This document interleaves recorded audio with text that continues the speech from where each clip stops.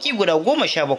Waƙa ta farko ita ce Alale Jingle, sannan sai waƙa ta biyu ita ce Garƙami, sai kuma waƙa ta uku mai suna Da Ransu, sai waƙa ta huɗu ita ce Jani a Sannu, sai kuma waƙa ta biyar wadda mawaƙin ya sa mata suna Husna.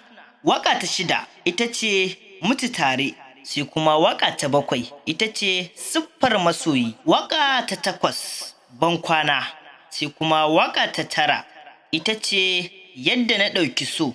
Waƙa ta goma ita ce Isar da Saƙo, sai kuma waƙa ta 11 ita ce Mai Ilimin Soyayya, sai kuma waƙa ta 12 ita ce Aisha. Waƙa ta 13 Tauraro, sai kuma waƙa ta 14 Fatima. Waƙa ta 15 ita ce Mai Haƙuri, sai kuma waƙa ta 16 ita ce Ni da Ku, sai waƙa ta 17 ita ce Mu ji tsoron Allah. Waɗannan su ne jerin waƙoƙi guda 17 da ke cikin albam ɗin Nura M Ino mai suna Ni da Ku na shekarar 2021, wanda za a sake su nan ba da jimawa ba.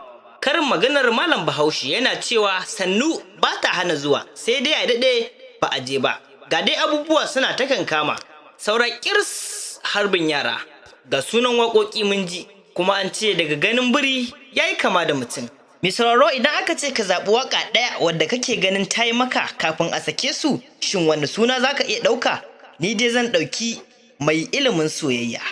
Kaifa, kefa, kufa, muna jiran amsoshinku a gurin comment. Kada ku manta ku danna subscribe, sannan ku danna ƙararrawar sanarwa domin samun labari da wuri-wuri da ɗumi-ɗumin shi daga wannan tasha ta Arewa Musical. Bisalam, mu huta lafiya.